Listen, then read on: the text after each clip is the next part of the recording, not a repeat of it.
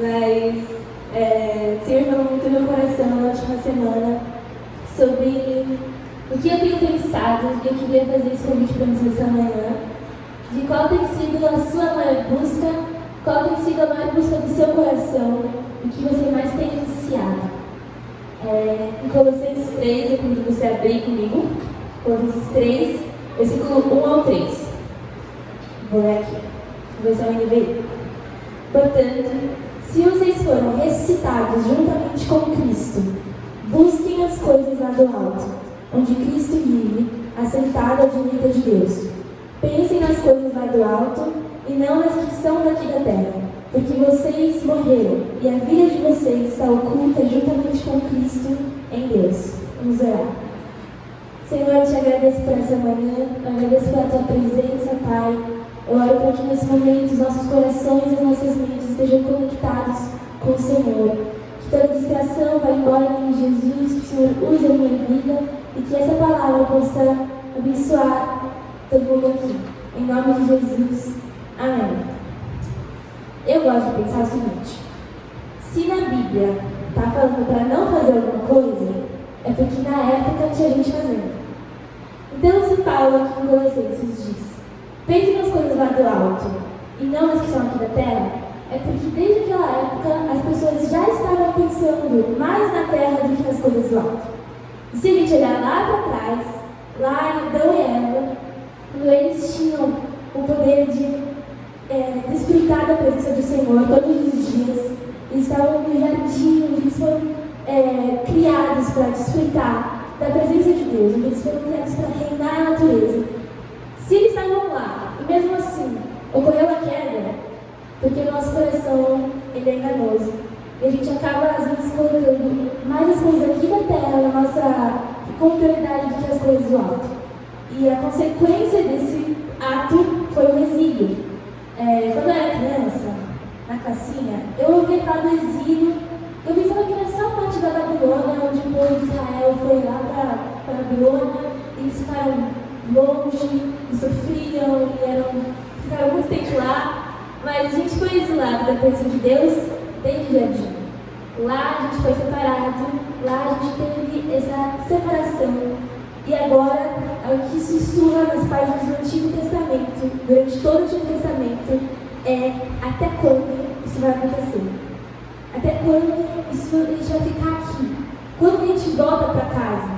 Então, eu queria pensar até quando que a gente vai agora ter que sair da presença de Deus, trabalhar e cuidar, buscar a própria comida, as mulheres com dores de parto. Porque as consequências da queda foram muito ruins, a gente pode ver. Então, essa pergunta que ecoa nas páginas do Antigo Testamento é: até quando? Os profetas durante o exílio profetizaram que haveria um dia em que viria um homem, que enxugaria toda lágrima, toda dor ia passar, e o povo ia ser liberto, e eles iam poder desfrutar novamente, e poder se apresentar novamente perante o Senhor. E a gente viu isso em Jesus. E a gente não é desse mundo. Esse sofrimento vai acabar um dia, e como em Colossenses 3 diz, nós somos mortos, vocês morreram e a vida de vocês está oculta juntamente com Cristo em Deus. Se vocês foram ressuscitados juntamente com Cristo, e irmãos, se só há ressurreição, se há morte. Nós vamos ser ressuscitados com Cristo se nós morremos e seremos feitos nova criatura em Cristo. A gente só pode ressuscitar com Cristo e de correr para a nossa própria natureza. E a mensagem de hoje é: tá bom, a gente já morreu para a nossa própria natureza, a gente já aceitou Jesus, muitos já passaram pelo batismo nas águas, mas até quando a gente vai ficar nessa situação? Eu queria convidar vocês também agora a abrir Lucas 9, versículo 57.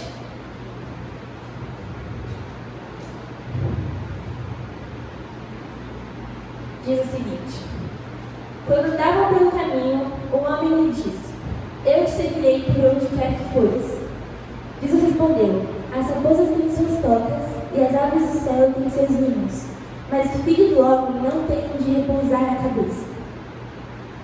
O que está dizendo assim?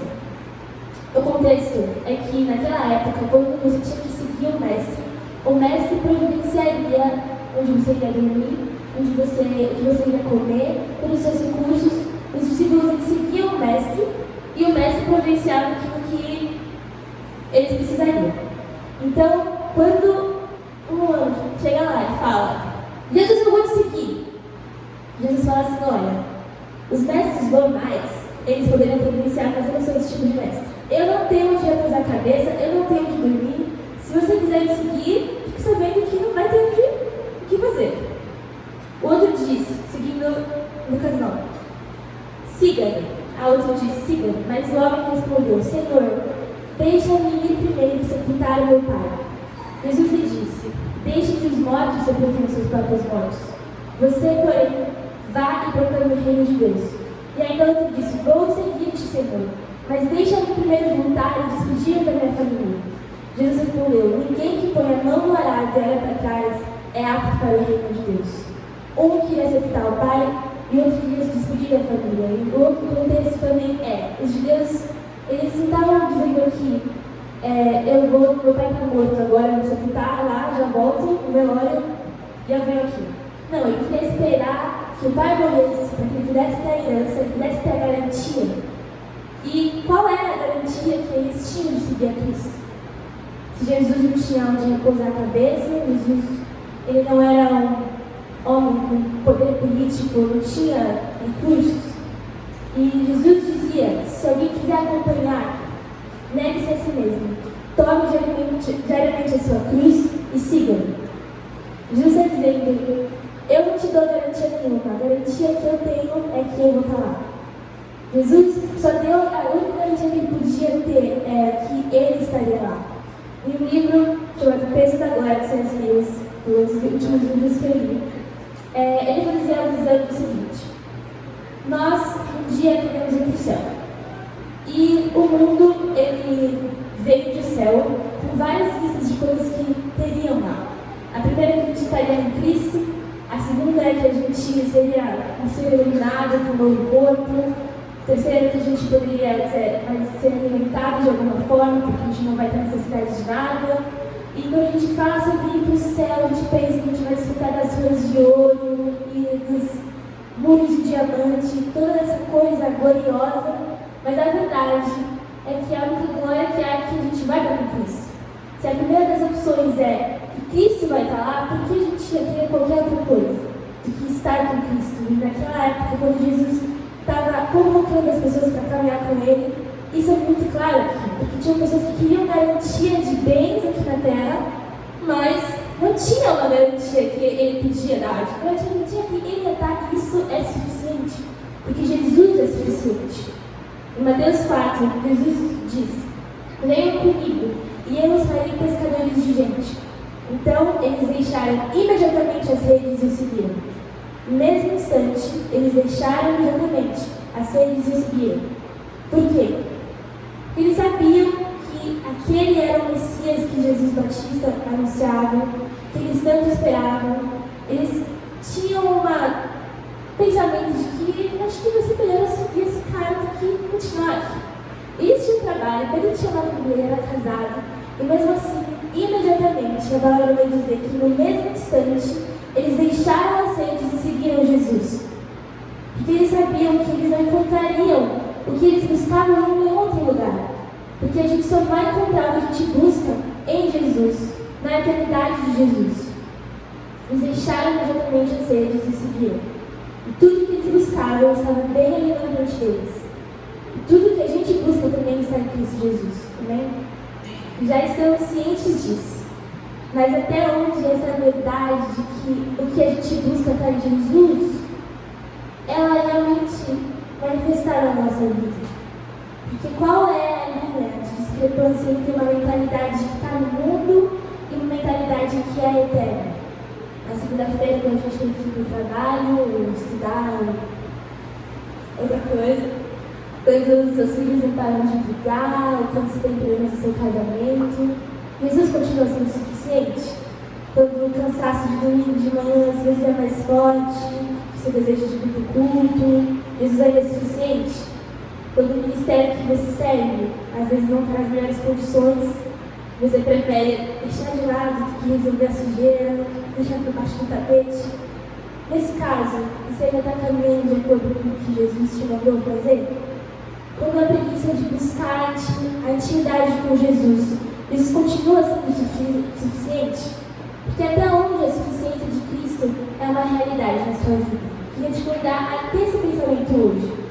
Porque quando a gente participa, nós somos coparticipantes do reino de Deus com Cristo, como eu falei no começo, não tem como a gente estar com Cristo e a gente não morrer para nós mesmos. E morrer para nós mesmos significa participar dos sofrimentos de Jesus também. Ter as marcas de Jesus na nossa caminhada. E eu não estou dizendo para você matar o seu emprego e ir para a África, missões, ou fazer uma loucura. Porque quando a gente vive com Jesus, acaba que toda a nossa vida ela se torna para a glória de Deus. Seu trabalho se torna para a glória de Deus. Você faz tudo como se fosse para o Senhor. Você vai ser uma esposa em excelência, um marido com excelência, porque você faz tudo para o Senhor. A mentalidade do mundo, quando a minha mente é secular, quando meu coração é humanista, eu só penso naquilo que é melhor para mim, nos meus sonhos, no que eu quero, não às vezes o que Deus quer que eu faça. Quando uma pessoa me magoa, eu não sei se eu quero liberar perdão, porque essa pessoa, deixa ela na frente dela. Às vezes, quando as nossas raízes estão em nós mesmos, é difícil negociar o presente, porque custa muito caro para a gente trocar pelo que é eterno. Colossenses 3, de novo, vou ficar repetindo esse versículo. Se vocês foram ressuscitados juntamente com Cristo, busquem as coisas lá do alto, onde Cristo vive, assentado à direita de Deus. Pensem nas coisas lá do alto, e não nas que são daqui da terra, porque vocês morreram e a vida de vocês está juntamente com Cristo. Buscar em primeiro lugar o reino de Deus, buscar as coisas do alto, não é deixar de trabalhar, é cumprir os seus deveres que você tem aqui na terra. Mas, sobretudo, é alcançar um lugar de dependência que eu não estou ansiosa mais. Buscar em primeiro lugar o reino de Deus e saber que eu tenho segurança e suficiência no reino e em Cristo. Porque eu sei que a minha esperança está nele. Eu já não tenho que ficar ansiosa por meu salário, pelo meu futuro, para onde eu vou, o que eu vou fazer agora. A nossa vida é cheia de incerteza, gente. A gente está no mundo e o mundo já se maluco. A gente vai se pintado aqui na terra e constantemente a gente tem que caminhar num lugar onde a gente vai se aproximar mais de Cristo. Mas esse lugar, ele não é tão confortável. Tem um livro, não é O Peregrino, eu li recentemente também. E se você não conhece a história, dia 10 de dezembro, você está convidado a estar aqui conosco. Vai ter uma festa sobre esse livro. Mas estão convidados todos. Que horas? 7? Isso mesmo. E o livro, ele trata sobre um sonho que o autor teve. E o nome do cara é Cristão. E ele encontra um livro. E esse livro começa a falar um monte de coisa da cidade que ele morava, uma cidade da destruição.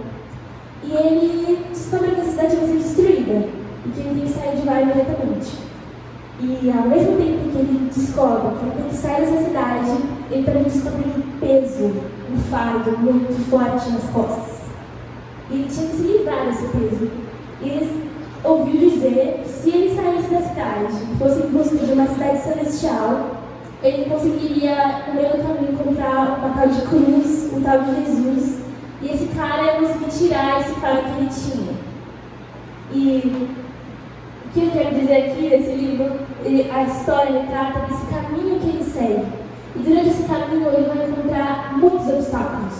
Mas tem um gigante de desespero, tem uma cidade que é a cidade da vaidade, os prazeres do mundo. E ele vai nesse caminho, e é muito interessante de ler porque é uma história, mas ao mesmo tempo é a realidade da vida cristã.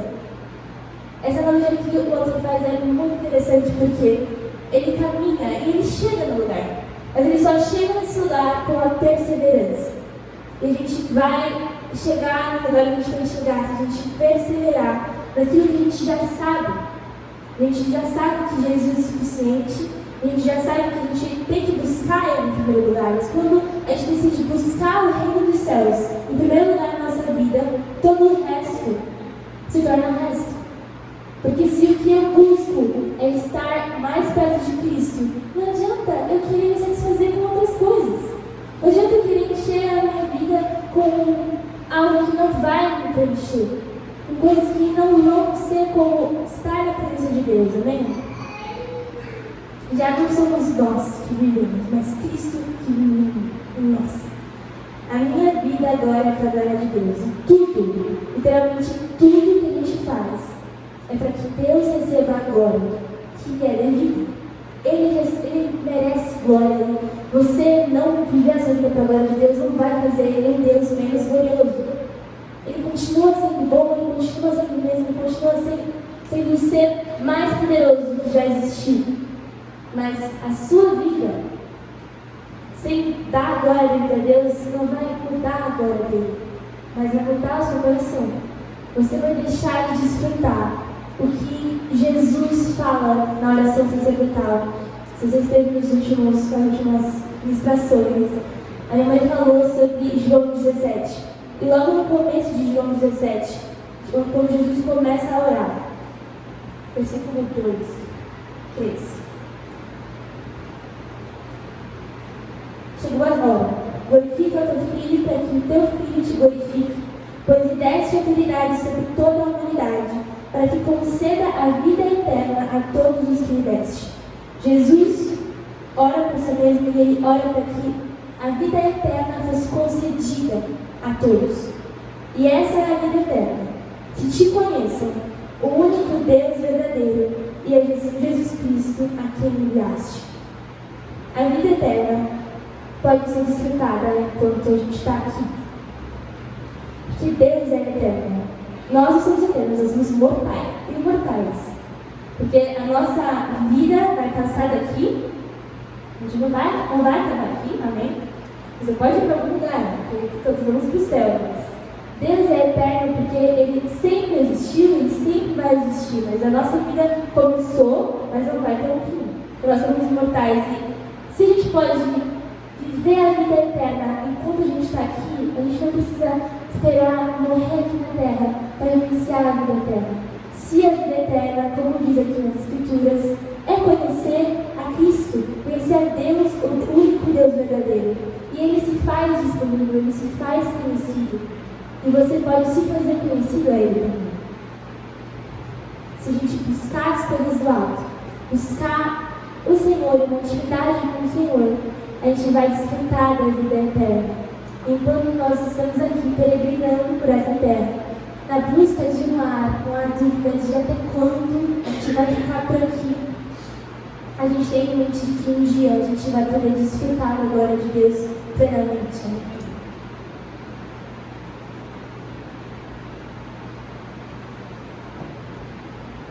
O próximo ponto que eu queria deixar aqui é a contemplação. Porque quando a gente busca as coisas do alto, a gente percebe que a eternidade ela é bem mais atrativa do que as coisas da terra. Ela pode fazer sentido, ela tem que estar no seu relacionamento bom com Deus, como se o seu coração fosse cheio, como se o dia tivesse mais sol, como se tivesse mais cores. E quando a gente contempla a beleza de Jesus, a gente é atraído. E a gente descobre que nele a gente encontra tudo que a gente busca. É o amor mais puro do mundo, um amor que não é como o amor humano, é um amor perfeito, que não se orgulha, que não erra, que não...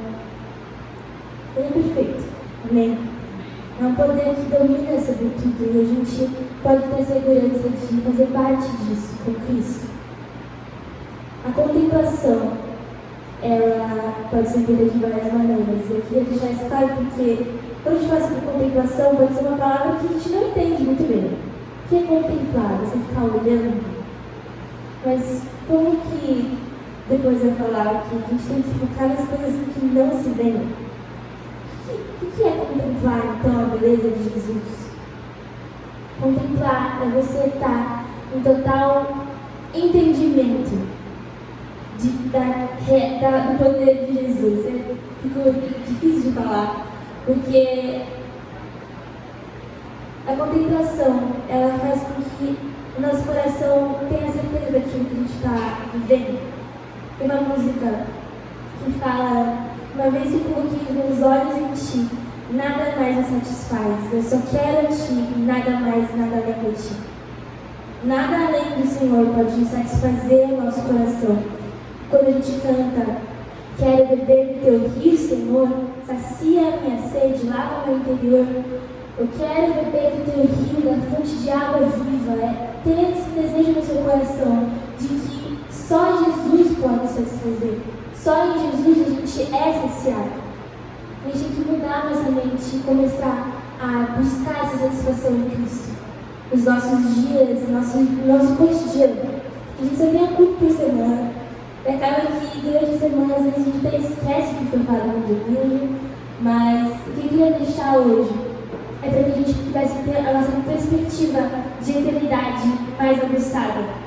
De entender que aqui as coisas vão passar. Que não é tão importante. Sim, é importante a nossa família, é importante a gente continuar vivendo aqui na Terra e fazendo o que a gente tem que fazer. Mas vai além daqui.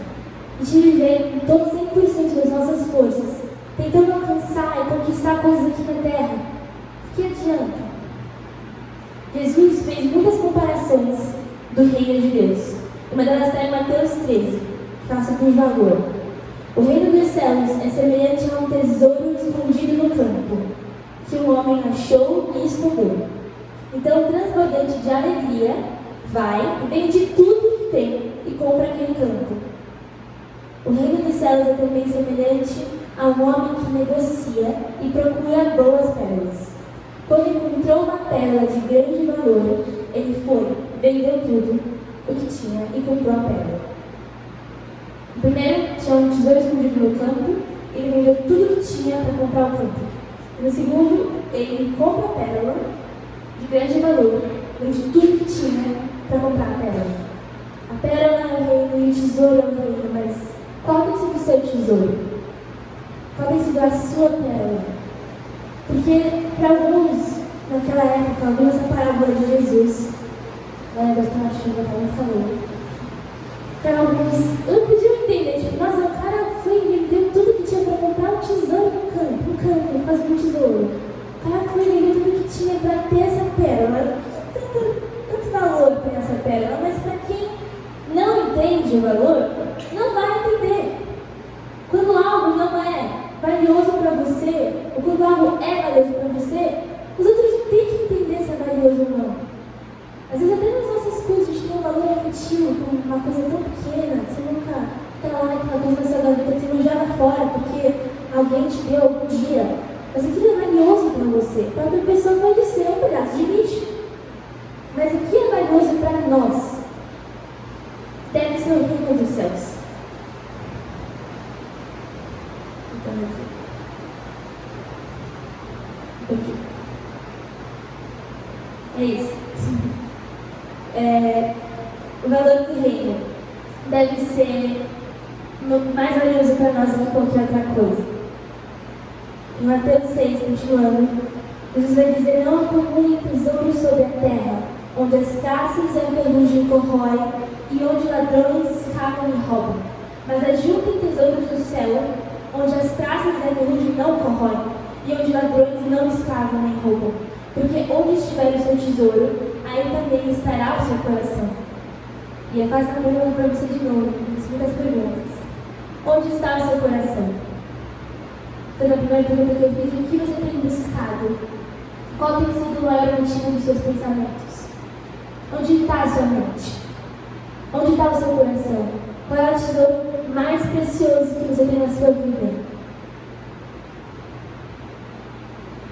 Assim como esse homem da parábola pôde vender tudo que tinha para ter aquele tesouro, o que você precisa abrir mão hoje para poder desfrutar um pouco mais do tesouro que é o reino dos céus?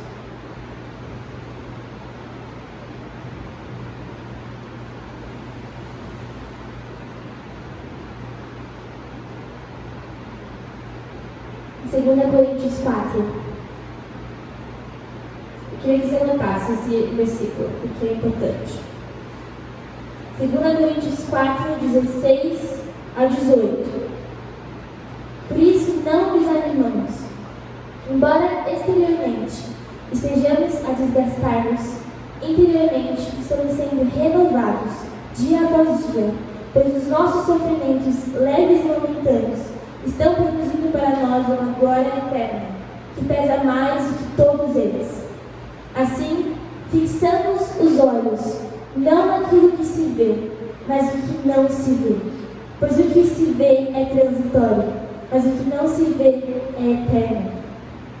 Paulo está dizendo aqui para que os nossos olhos estejam fixos na eternidade. Nós somos peregrinos aqui nessa terra. Deixamos isso bem claro, de que aqui não é o nosso lar. A gente está em busca dessa habitação celestial que um dia a gente vai poder desfrutar. E até que esse dia não chegue, a gente vai caminhar aqui. Mas a nossa mente não pode estar aqui. Porque o nosso lar não é aqui. Em Hebreus 11. Então, muitas passagens na Bíblia. Se você não lê essa Bíblia de um dia, elas em Hebreus 11, versículo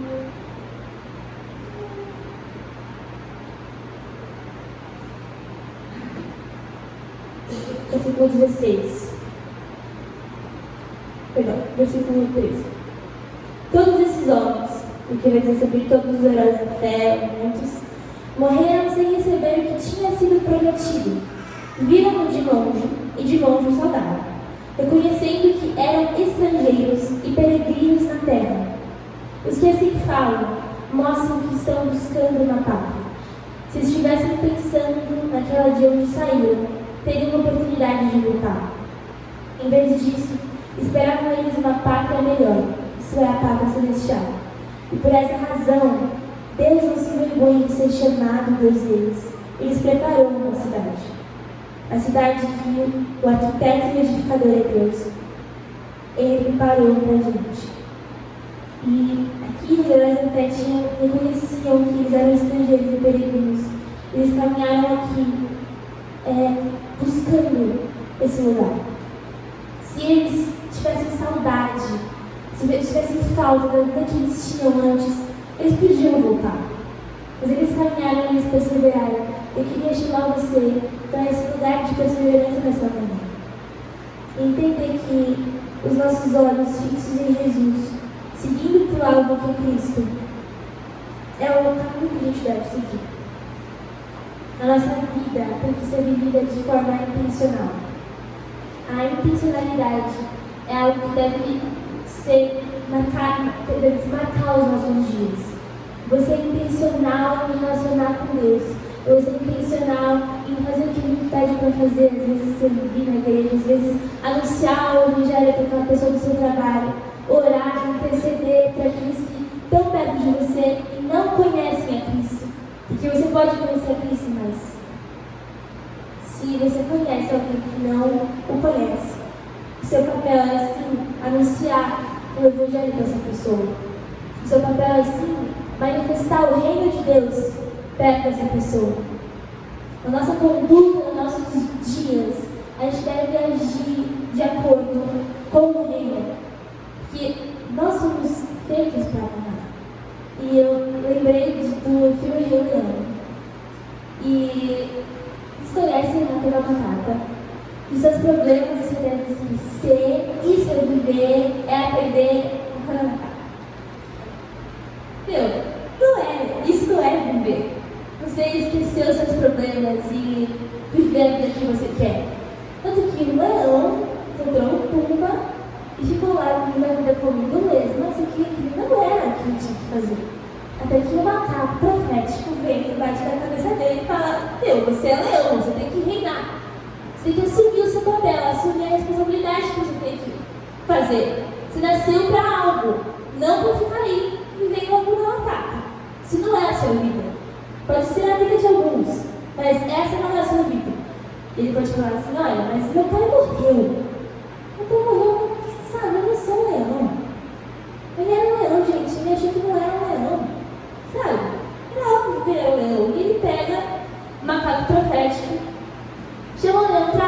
mostra o reflexo dele. Tipo, olha aqui, foi para isso que você foi. Se olha, se enxerga. Olha porque tem nas suas mãos o que você pode fazer com aquilo que Deus já te deu. Como você pode usufruir o dom que Deus te deu. Como você pode usar isso para a glória de Deus.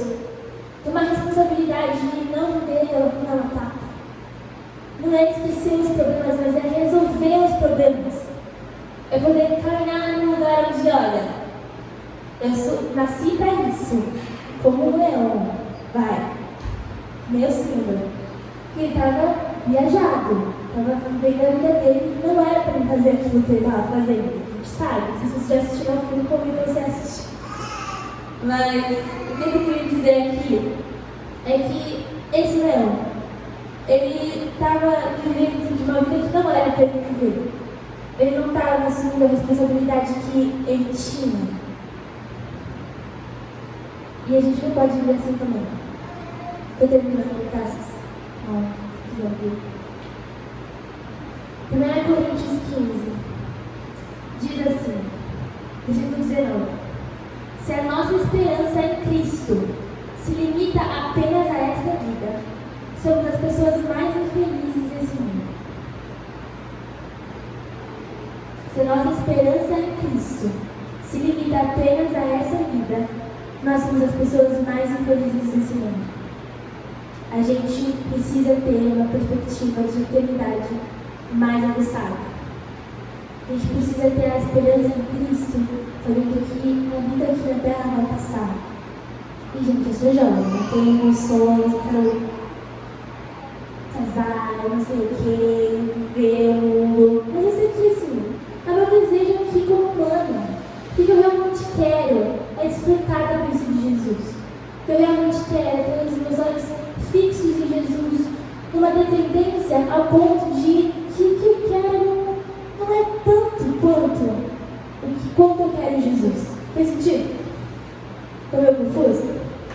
Eu quero tanto a Jesus que eu posso abrir mão das coisas que eu quero aqui nessa terra. Isso não é um lugar de vanglória, porque eu sou bem errado. Mas eu convido você a ter essa mentalidade hoje.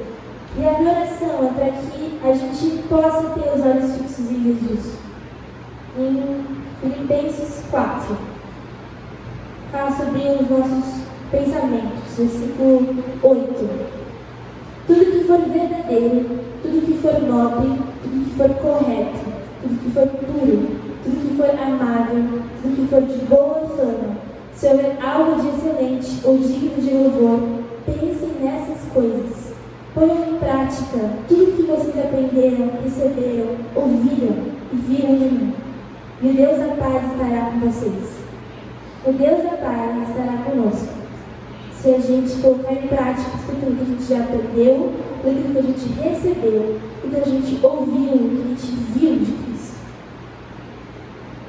Cristo se torna uma realidade na nossa vida, no nosso agir, no nosso falar, no nosso pensar. Para a gente se aproximar um pouco mais dele. Que a gente possa estar perto de Cristo, porque Ele está perto, Ele não se faz longe. A porta está aberta. Não, a porta está aberta, Ele bate na porta, a gente abre a porta. Ele está disponível, a gente pode fazer parte disso, ter uma intimidade maior com o Senhor. E eu garanto para você que a sua vida vai ser mais feliz. E a gente vai poder caminhar num lugar de gratidão.